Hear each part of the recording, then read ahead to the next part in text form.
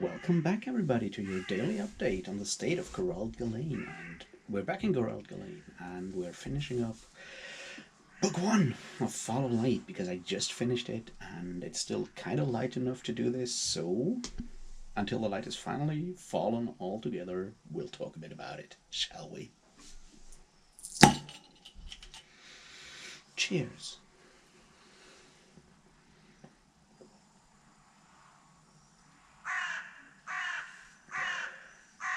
So, in accordance with Stephen Erickson's cyclical writing style, or elliptical writing style, we are coming back to the people that we saw at the beginning of the book. By which I mean we're back with Erisender's Legion, and then we're back with the Hust Legion and whatever remains. So we basically face the aftermath of the things set in motion at the beginning of book one. And we're dealing with some of the same themes that were set out earlier. So what do I mean by that? One thing that we see a lot of here is obviously the results of the trauma, the result of trauma, and the result of guilt.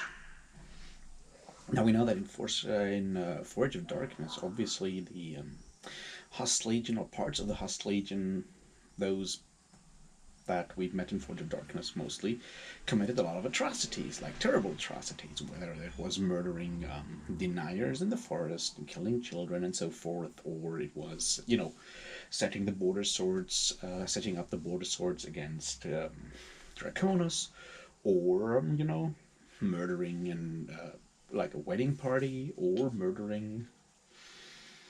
poisoning the entire Hust Legion.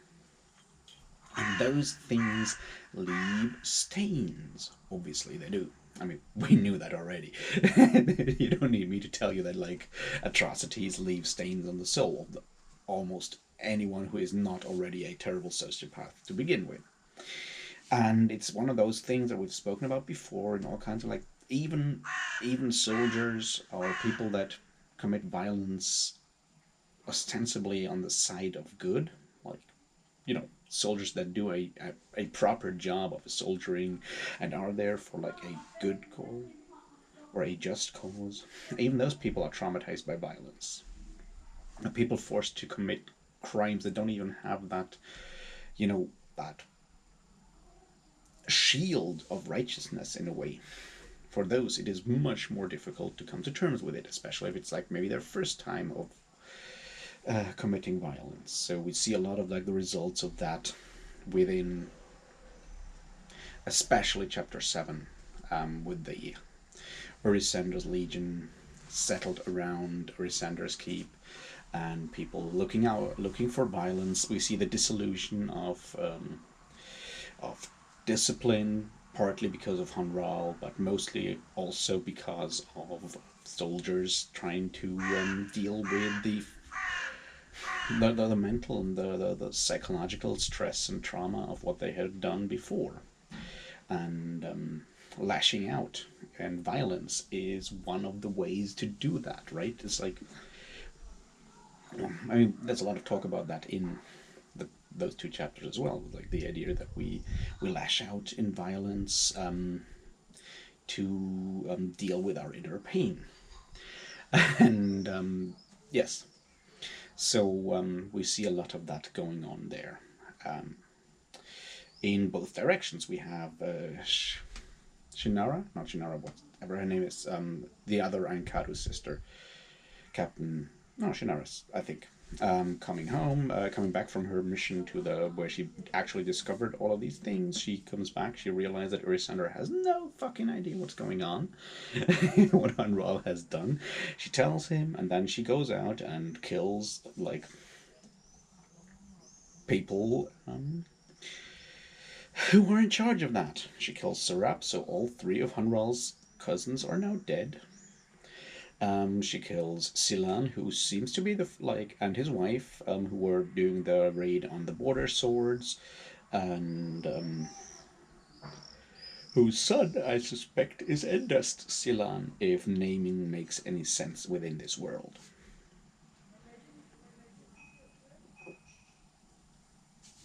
And yeah, then she flees. We also learn a lot of interesting things about both Sintara, the High Priestess of Light, who is calling herself, I guess, Mother Light or something like that. I have no idea what she's calling herself at this point. I know it was mentioned, but I have forgotten. Point is, Sintara is talking with Hanral, planning, both of them are planning the overthrow of the other person. Hanral has gotten sorceress powers now, because sorcery is finally awakening all over Corral Galain. And we already know he has like very little conscience and very few restraints because he thinks himself on the right course, and righteousness is a great thing to have to argue yourself into terrible things and terrible deeds. So he does that. We see her displaying her sorceress powers, and that was like one of the most, like, a really awkward scene when Sintara kills the soul of her serving maid that she had offered to Hanral, and then puts like a life spark or a soul spark of herself into that girl. And Hanral notices and let her like that that go. I don't even know how to say that. That soul spark of Sintara's still animating that girl. Well, pleasure herself in bed, which is like that. Holy shit! That is not a nice metaphor there. Just saying. Um, but still, the interesting thing that we once again see here is the idea that Hanral is not exactly going to change the system. He just wants change for his group, that being soldiers, within the system, which is something that we spoke about when we were talking about Forge of Darkness, right? There is injustice in a feudalist system, but as long as you don't try to actually dismantle the system, that this goes for any kind of system, right? This goes for capitalism as well. It's like, as long as you don't dismantle the entire system, but just stay there and try to find yourself a better place within the system, nothing really changes, and you cannot really call your cause just. So yeah, you write a small injustice, but you leave the large injustice, the inherent injustice of the world, untouched, and that is wrong. Unfortunately, the notions of justice and light that Sintara is holding are suspect, I would say, in their absolutes, because, absolute justice is something that has its own problems, to put it mildly. And I feel this is one of the things that I didn't really talk about before. I mean, this book is called Fall of Light, and that could both mean that light is falling, like it's beginning, like light is beginning to shine somewhere, like in that, like in that way. But you can also interpret it as the downfall of light as a concept, with it being tainted. Because when we look, at the Malazan Book of the Fallen, for example, and see what became of the Taist Liosan, they're not exactly, the nicest people in the world, or the most sympathetic people in the world. No, they're fucking fascists. Most of them, at least the ones we meet, with like the possible exception of Lorik, who is, I guess, only half Taist. I have no idea. We'll see what that will be when we'll come to it. But my point is that yes, this could also be the idea, like the story of how light is tainted and has its downfall. We also get a lot of like side ruminations on the idea of of all the subconscious connotations of sexuality there, just like thrown at us, with like maybe putting a bit of a light on Rina and the soldier that takes his own life in front of her. That was like a cruel scene. With all the like reflections on why people do the things they do to deal with their inner pain, but also the ever like existing weird complex that a lot of men have with women in general. You know, the whole Madonna horror complex, all of that was just touched upon there, but it's very interesting to see it, like so many other things from our world, from like current debates that we have these days and have had forever, basically, to see all of these things come together and show up in like a fantasy novel, a classic fantasy novel. I mean, that's sort of the thing that I've like said. I know I've said it before. Is like that Carcanos feels much more like a classic fantasy novel than the Malazan Book of the Fallen did in its way, but still does a lot of things differently. But you know, smaller things. And I so far I'm really enjoying that.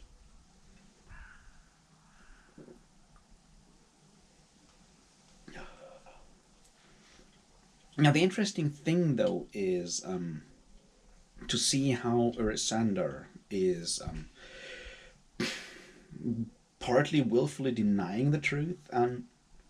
We see something there that I find very fascinating. Maybe it's because I'm like, you know, looking at the things that I've seen the last 2 years or so, 1.5 years or whatever, what have you, or even before that. But you know, when when Captain whatever Shinaras or whatever her name is comes back to him and she tells him of all the stuff that Hunral has done, and especially about the story of the battle with Ilgast Rend.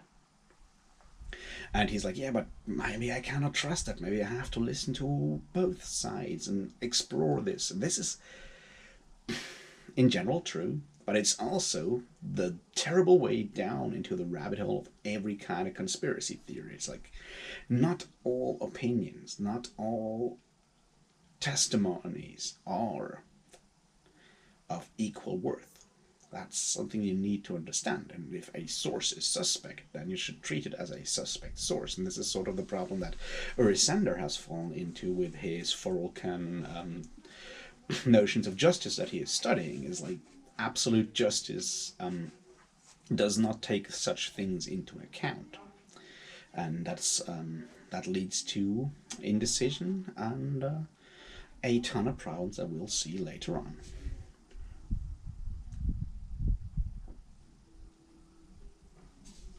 Now, another thing that we need to talk about. And this is something that has been like there present before, and now again, I feel I'll just wrap it up in like one conversation. Is coming back to the idea of that being a soldier in a war is traumatizing and terrible and not exactly a good thing. And we have several combinations of that. And on the one hand, we have the conversation that Rina has with Urisander when she talks about herself being kept away from the Legion, and Osirk being kept away from the Legion, so they never understood what being a soldier means.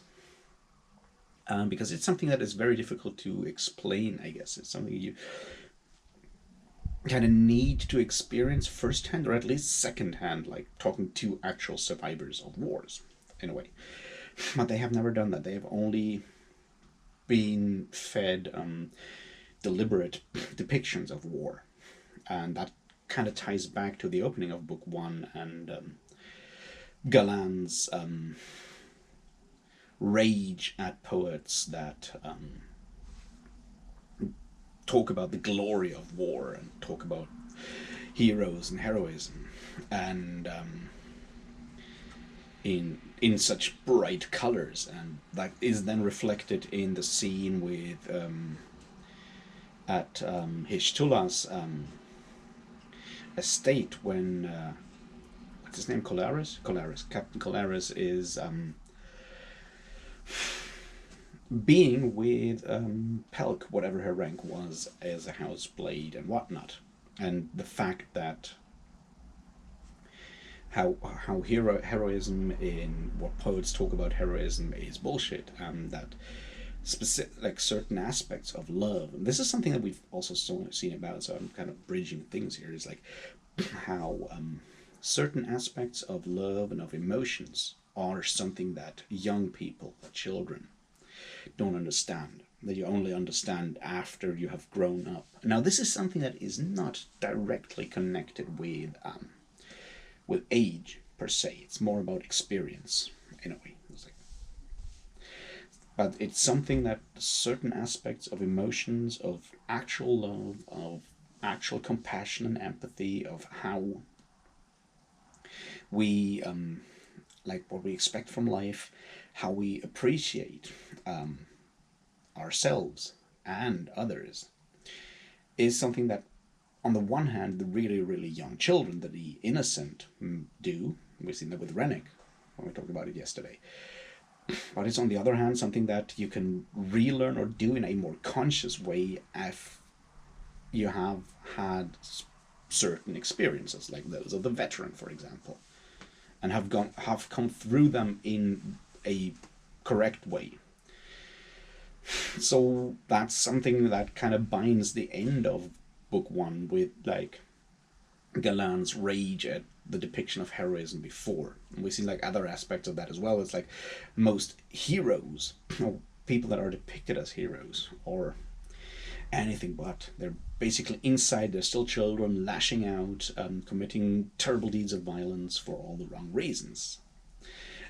And then their like terrible deeds of violence are sugar coated and cast in the mold of true heroism by poets, by the wrong kind of poets. And this, as I said before, is obviously also an explanation of what Steven Erikson is trying to do here with the Carcanos trilogy, is to depict war, to depict things that are, as we would think of them, epic fantasy. I mean, there's dragons are being killed, there's like war, there's tons of magic, all of that shit is in there in the most epic way.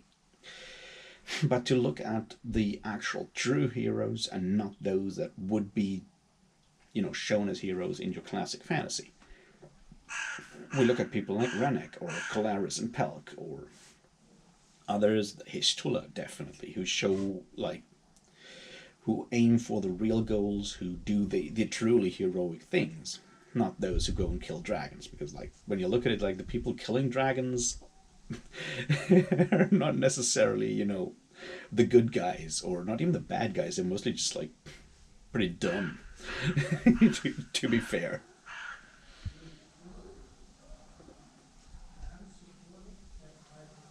So yeah, there's that, and I truly appreciate it so far. What else should we talk about? Yes, redemption, obviously. I mean, we need to talk about Colaris' trip to Histula, him trying to kind of guilt trip Grip into going and finding Anomander Rake and bring him back.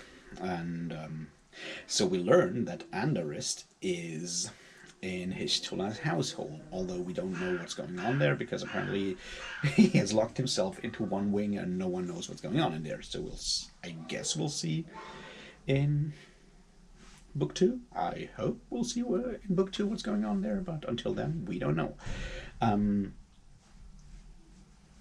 What else do we need to talk about? Oh yeah, Prezek and Dathanar. I so love those two, and their discourse on the way to their Hust Legion is glorious, about the kings and queens and peasants. It's just like, I love their dialogue so much. They're like over stylized dialogues, but and we are warned that they are more than just like people talking dumb shit, by the idea of like when Hishtula compares them to Dorsan Rill, the like black stream that we have there. Yes, though it might be their chattering that you hear underneath everything, but it's also dark and deep and fast and violent. And we see that when they encounter, at the end, when they encounter the deserters and just kill a bunch of them with like no big trouble, because they are formidable people. So it'll be interesting to see what they do with the Hust Legion. In general, the Hust Legion and how it's settling or not settling is another one of these things that I've already said that I'm looking forward to find out more about. I mean, holy shit. It still looks pretty dark, although apparently there's at least someone seeking out um, killers of women and killing them, and I'm pretty sure it's the woman that Wareth just like found and made an officer. So there's some justice going on there, I guess, in a very dark and brutal way. So, well, there's that. What else did I want to talk about?